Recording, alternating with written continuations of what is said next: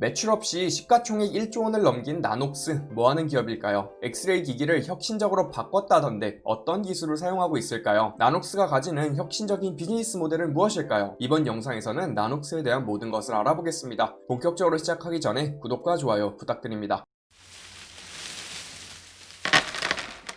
나녹스는 엑스레이 관련 의료기기를 만드는 기업입니다. 기존 엑스레이를 이용하는 CT, 혈관 촬영 기기 등을 대체하려 하고 있죠. 기기의 가격을 나녹스만의 기술력을 이용하여 파격적으로 낮추겠다는 모델을 가지고 있습니다. 비즈니스 모델에 환자들이 엑스레이 촬영 후 나오는 엑스레이 이미지를 클라우드로 이동시켜 데이터 산업 및 원격 진단까지도 엮여 있습니다. 나녹스는 현재 두 가지의 제품을 선보이고 있습니다. 나녹스 아크는 나녹스의 기술이 탑재된 엑스레이 촬영 기기이죠. 나녹스 클라우드는 엑스레이 기기를 이용하여 촬영된 사진을 전송, 저장, 분석 등을 할 수 있는 플랫폼입니다. 아직 두 제품 모두 상용화가 되진 않았죠. 수익 모델은 의료 촬영 기기 산업에서 처음으로 선보이는 모델입니다. 바로 구독 모델을 적용하려 하고 있죠. 기기를 싸게 판매하고 매달 비용이 발생한다고 합니다. 더불어 스캔 한 명당 가격을 부과한다고 하죠. 현재 미국에서 CT 촬영을 할 경우 1회당 3,275달러가 필요하다고 합니다. 이러한 가격을 나녹스를 이용하면 1회당 30달러까지도 낮출 수 있다고 하죠. 대부분의 의료기기는 기기 자체를 판매하는 형태 또는 리스를 해주는 형태로 사업이 되기 때문에 일정 기간 내에 뽕을 뽑아야 한다는 생각을 가집니다. 따라서 병원이 환자들에게 불필요한 진료 후 과도한 의료비를 청구하여 문제가 되기도 했었죠. 나녹스의 비즈니스 모델상 진짜 필요한 사람들만 이용해도 병원 측에서는 비용 문제가 없기에 매우 선진적인 비즈니스 모델이라는 생각이 듭니다. 다음은 중국과 같이 구독 모델을 법적으로 적용할 수 없는 나라들에게 기기 판매도 하고 있다 합니다. 다만 클라우드 사용료는 따로 받는다고 하죠. 그럼에도 불구하고 기기의 가격 자체가 훨씬 저렴하다고 합니다. 마지막으로 기술을 라이센싱도 해주고 있습니다. 다른 회사에게 뒤에서 소개시켜드릴 나녹스의 엑스레이 소스 기술을 제공하는 것이죠. 그리고 기술을 빌려준 기업에게 매출을 나눠받는 모델을 운영하고 있다 합니다. 현재 후지필름과 계약을 했다 하죠.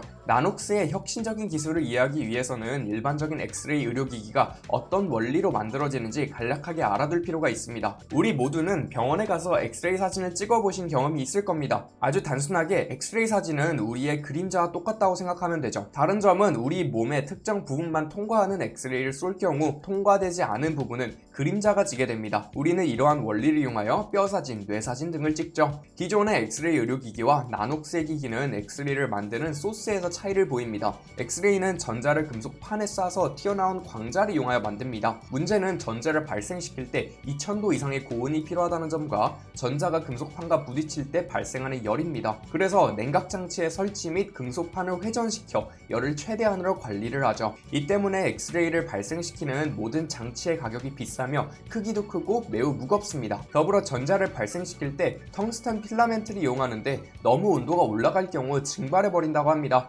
즉 소모품으로서의 비용도 발생하는 것이죠. 하지만 나녹스는 전자를 쏘는 나노 크기의 총들을 여러 개 심어서 금속판에 순차적으로 쏜다고 합니다. 이를 FED 기술이라고 부르며 순차적으로 쏘기 때문에 금속판의 온도를 기존의 엑스레이 기기들처럼 돌려가면서 관리를 할 필요가 없게 되죠. 따라서 냉각장치 및 전자를 쏠 때 필요한 소모품의 비용이 줄어들게 됩니다. 이런 기술을 이용할 경우 많은 장점을 가져옵니다. 먼저 환자 입장에서 방사선에 노출이 되는 시간이 줄어든다고 하죠. 전자를 쏘는 전자총을 개별적으로 조절할 수 있기 때문에 장치를 끄고 켜는 속도가 매우 빠르다고 합니다. 즉 환자의 건강에 영향을 훨씬 적게 준다는 뜻이죠. 더불어 여러 개의 스펙트럼 이미징이 가능하다고 합니다. X선의 경우 강도에 따라서 뼈 이미징, 뇌 이미징, 장기 이미징 등이 가능합니다. 뼈의 경우 뚫기가 힘들어 X선의 강도를 높여야 하고 연약한 피부 또는 조직의 경우 X선의 강도를 낮춰야 이미징을 할 수 있죠. 다만 기존 엑스레이 기기들은 한 번에 한 가지 이미징만 가능합니다. 반면에 나녹스의 기기는 동시에 여러 가지 이미징을 진행할 수 있습니다. 뼈 사진을 찍으며 뇌 사진을 찍을 수 있다는 뜻이 되는 거죠.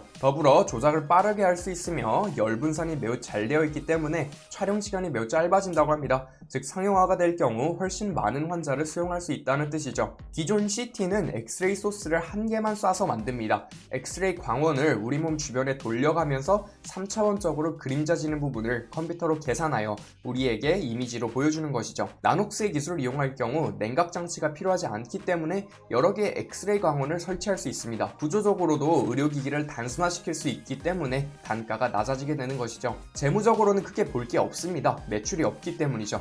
당연히 순이익도 없습니다. 가장 의심스러운 부분은 직원 수가 27명밖에 되지 않는다는 점입니다. 물론 생산 부분은 뒤에서 설명하겠지만 외주를 주기 때문에 많은 인원이 필요하진 않으나 수상하긴 하죠. 2017년도 이전의 재무 데이터는 없어서 얼마나 빠른 속도로 비용들이 증가 및 감소하고 있는지도 비교를 할 수가 없습니다. 그래서 나녹스에 대한 우려들은 무엇인가? 미국 식품의약처인 FDA의 승인을 받지 못했습니다. 즉 사용 허가가 안 떨어졌다는 뜻이 되는 거죠. 기업은 수익을 창출하기 위한 집단입니다. 매출이 없다는 것은 사실 말이 안 되는 것이죠. 하지만 시가총액은 무려 1빌리언 달러, 1조 원이 넘어갑니다. 국내 기업인 JYP와 비슷한 시가총액이네요. 결정적으로 기술이 실제로 있는지가 의문이 듭니다. 특허가 몇 개 있긴 하지만 배경 지식이 부족한 저로서는 판단이 되진 않습니다. 더불어 해당 기술이 나온 지 꽤 되었다고 사업보고서에 적혀 있는데 왜 다른 기업들이 사용하지 않고 있는지도 의문이 듭니다. 물론 긍정적인 부분도 있습니다. 가격이 매우 저렴하다는 점이죠. 일반적인 고급 CT 기기는 한 대당 1.3밀리언 달러에서 2.1밀리언 달러, 한화 15억 이상 한다고 합니다. 하지만 나녹스는 비슷한 기기를 $10,000 정도에 제작할 수 있다 하죠. 물론 이게 가능한지에 대한 의문도 듭니다. 나노 기술을 이용하여 전자를 쏘는 것이 핵심인 것 같은데 이게 저비용으로 가능한지가 의문이 들거든요. 만약 가능하다면 의료기기에서 게임 체인저가 될 가능성이 상당히 높습니다. 그리고 실제로 판매 계약을 맺고 있습니다. 자료를 보시면 총 연간 163밀리언 달러의 매출을 올릴 수 있는 계약을 맺었죠. 현재 4,520달러를 판매하였으며 15,000대를 생산 예정이니 다 판다고 가정을 하면 대충 산술적으로 500밀리언 달러의 매출을 발생시킬 수 있습니다. 여기서도 의문점이 기기 판매에 대한 가격들이 전부 다르다는 점입니다. 계약상 최소 사용 횟수가 걸려있는 것 같으나 그래도 기기당 가격이 2배 이상 차이나기 때문이죠. 그나마 가장 흥미로운 모델은 데이터를 모은다는 부분입니다. 모든 촬영된 이미지는 나녹스의 클라우드로 업로딩이 되어 저장이 됩니다. 이미지 기반 머신러닝을 돌려서 진단 프로그램을 만들 수 있다는 점에서도 큰 메리트 같고요. 암이 걸린 환자의 사진들을 보고 학습하여 추후에는 사진을 촬영하자마자 바로 진단해줄 수 있는 것이죠. 더불어 클라우드를 이용한 원격 진료 역시 가능해집니다. 앞에서 텔레닥토는 리봉고에 대하여 설명드릴 때 원격 진료를 볼 수 있는 영역이 너무 좁다고 말씀을 드렸었죠. 이제는 기계를 통하여 좀 더 많은 정보를 수집할 수 있으니 원격 진료 시장이 확대될 수 있겠죠. 협업을 진행 중인 기업들도 상당히 흥미롭습니다.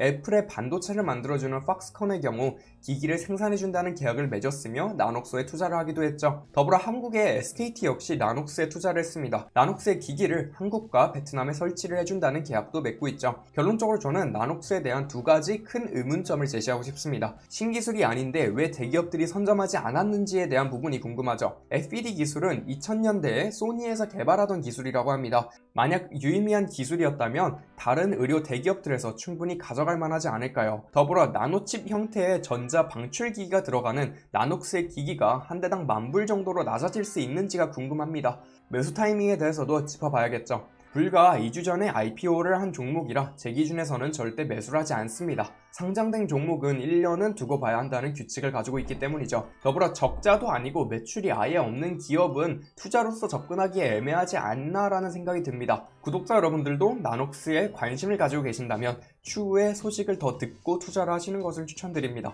또 다른 의견이 있으시다면 댓글에 남겨주세요. 오늘 전해드린 투자 이야기 재미있고 유익하게 들어보셨나요? 더 많은 투자 이야기들이 준비되어 있으니 구독과 좋아요, 알림 설정까지 부탁드립니다.